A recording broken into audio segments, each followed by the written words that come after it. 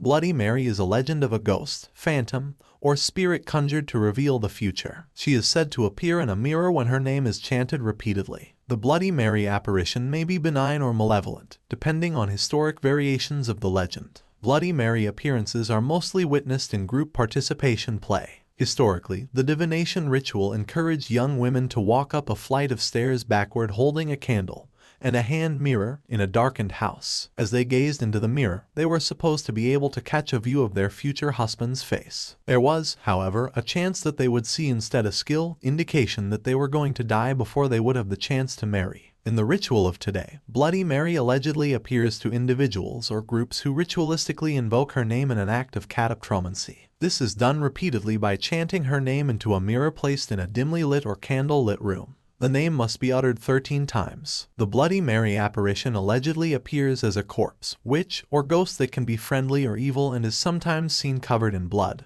The lore surrounding the ritual states that participants may endure the apparition screaming at them, cursing them, strangling them, stealing their soul, drinking their blood, or scratching their eyes out. Some variations of the ritual call Bloody Mary by a different name. Hail Mary and Maryworth are popular examples.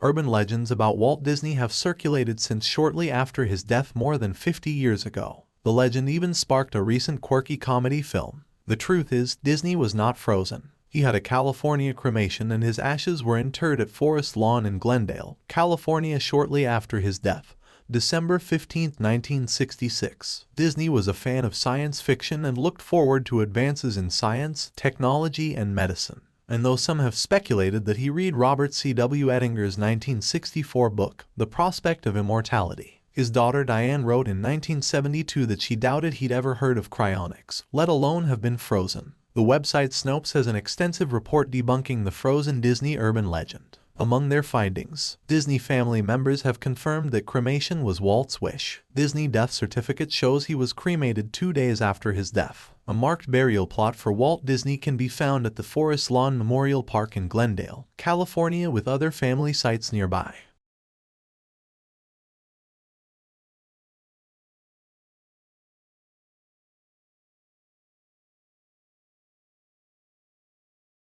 Vanishing Hitch-hiker stories as we now tell them date to the turn of the century, but their predecessors go back centuries before that. As time rolled on, the wagons and horses of older times transformed into the cars of today. According to folklorist Jan Brunvand, the legend of the vanishing hitchhiker evolved from earlier European stories, usually about travelers on horseback. In Hawaii, the hitchhiker became associated with the ancient volcano goddess Pele. A prototype of the story shows up in the New Testament, in which an Ethiopian driving a chariot picks up the apostle Philip, who baptizes him and then disappears. The most common version of the legend involves a driver who stops for a strange girl on a highway, then during the course of the ride, realizes his hitchhiker has disappeared. Upon arriving at the address the girl had mentioned, the driver learns from her relatives that she has been dead for years. The appeal of vanishing hitchhiker stories lies in the nature of the encounter. An interaction with a ghost occurs not because the main character went looking for the supernatural, but because it came to him. Such tales underscore the belief that representatives from the spirit world can be encountered at any time and by anyone. Adding to the horror factor is the specters passing for a living person. That the driver does not recognize it as a ghost during their time together makes it all that more easy to believe we won't recognize a ghost when we meet one, either.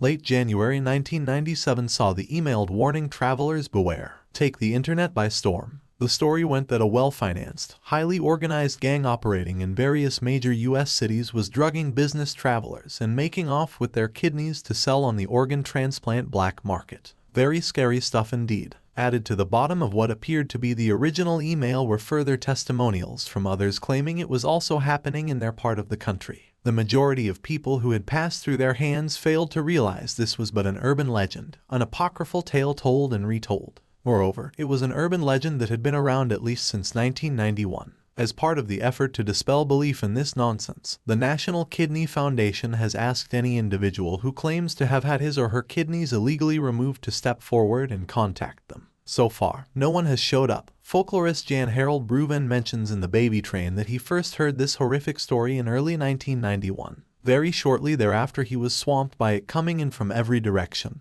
told as happening in various large cities. In this earlier incarnation, friends discover the victim either in his blood-soaked hotel bed, on the floor, or propped up against the side of the building. It's only at the hospital that the grim truth of the missing organ becomes known. By 1995 to 1996, a couple of interesting little twists were added to the basic story. The victim was now being left in a bathtub full of ice. The friends seemingly disappeared, and the "if you want to live, call 911" message became firmly woven the fabric of this tale. The traveler was now clearly on his own, his fate solely in his own hands.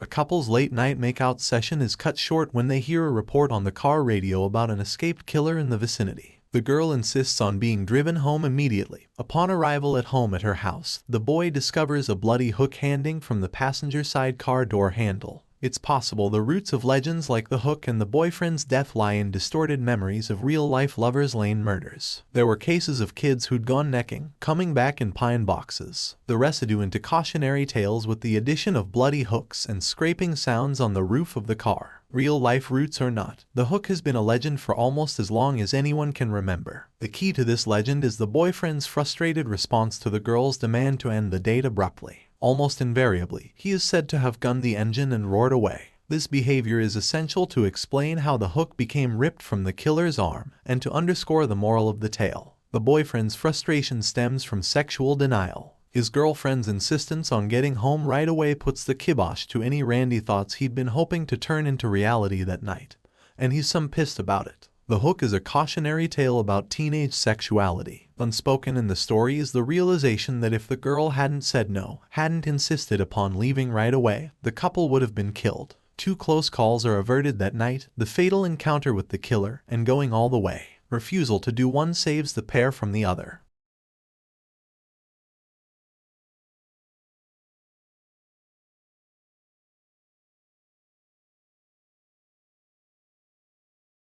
It was a dark and foggy night. Denise was having trouble staying awake and the road was slick. Her anxiety level was not helped by the fact that she was running low on gas and didn't know where the next town was. Finally, just as she thought she would have to pull over and sleep till morning on the side of the road, a tiny gas station appeared, very run down, but a gas station nonetheless. She pulled in. The attendant made his way around the car and seemed to be very distracted as she asked him to fill it up, and even seemed to be making faces at her. He finally agreed to get the gas, but then asked her to pop the hood of the car because it smelled like trouble. Her anxiety from being on the road was starting to flare up again. She was all alone in a creepy gas station out in the middle of nowhere and an attendant was finding reasons to keep her there. He asked her to come look at the engine. He had to show her something. Not knowing what else to do, almost as if in a daze, she did as he asked, all the while wondering why she didn't scream. As she rounded the front of the car, he grabbed her arm and said, "This car needs a tow, you'll have to come with me into the office." Then he put his hand over her mouth and forced her into the office. She began to bite his hand once they were inside and he let her go and said, "I'm sorry, but there is a man crouched down in the backseat of your car and I didn't want him to know that I've seen him."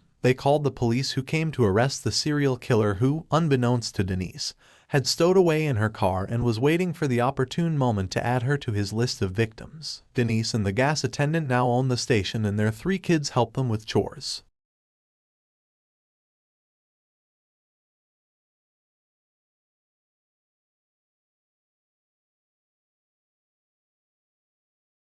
A young couple living in a large isolated house had gone out to a dinner party one evening and left the babysitter in charge of their own 2 children. The children had been put to bed and the babysitter was watching television when the phone rang. She answered, but all she heard was a man laughing hysterically and then a voice saying, "I'm upstairs with the children, you'd better come up." Thinking it was one of those phone calls or a practical joke, she slammed down the receiver and turned the television sound up. A short time later, the phone rang again, and as she picked it up, the unmistakable hysterical laughter came down the line, and the voice once again said, "I'm upstairs with the children. You'd better come up." Getting rather frightened, she called the operator and was advised they would notify the police. And should he phone again, could she keep him talking in order to give them time to trace the call and have him arrested? Minutes after she replaced the receiver, the phone rang again, and when the voice said, "I'm upstairs with the children. You'd better come up," she tried to keep him talking. However, he must have guessed what she was trying to do, and he put the phone down. Only seconds later, the phone rang again. This time it was the operator who said, "Get out of the house straight away. The man is on the extension." The babysitter put down the phone and then heard someone coming down the stairs. She fled from the house and ran straight into the arms of the police. They burst into the house and found a man brandishing a large butcher's knife. He had entered the house through an upstairs window, murdered both children, and was about to do the same to the poor babysitter.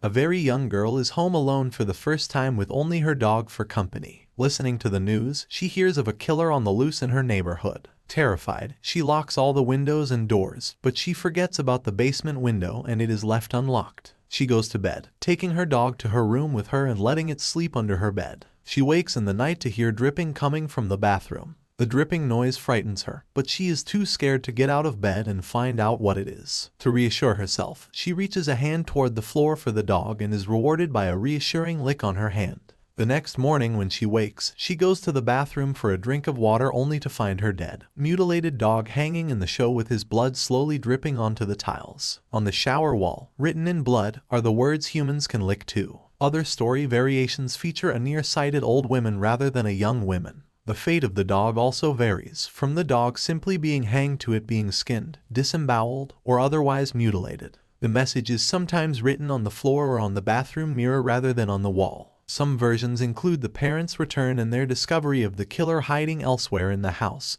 frequently in the basement, the girl's bedroom closet, or under the bed. In other versions, the girl's parent arrive back in the morning and ask if their daughter had a good night. When she tells them that her dog had kept her calm by licking her hand, she is told that the dog in question had been locked either in the basement or outside. The story usually either ends with the killer never being found or the girl dying.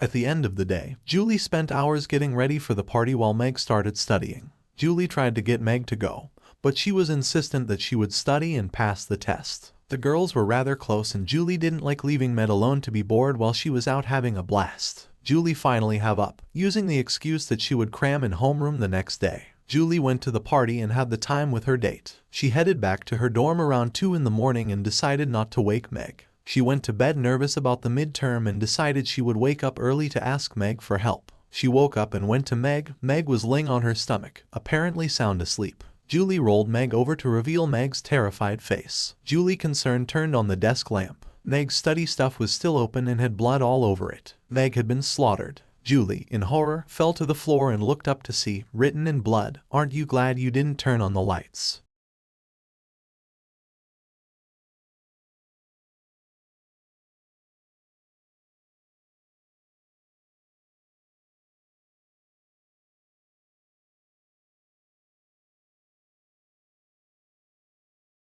A couple with children were trying out a new babysitter. About an hour after they left for a night on the town, they realized they had forgotten to give their cell number, so one of them called her. After she wrote down the number, the babysitter asked if she could watch satellite television in their bedroom. She had just put the children to bed and wanted to watch a particular show. Well, of course she could watch TV in their room, they replied. The babysitter had one other request. Could she put a sheet or blanket over the clown statue that was in the bedroom? It kind of made her nervous. "Take the children and go to the neighbors," said whichever parent was walking to her. "We'll call the police. We don't have a clown statue." The police caught the clown as he was running through the neighborhood. In stories that feature the clown having been found in the parent's bedroom, the slant of the tale leads readers to assume it is the babysitter, not her charges, that are the predator's primary focus. Yet in the tellings where the clown statue has been found in the children's room, the object of harm is the youngsters, not the young lady watching over them.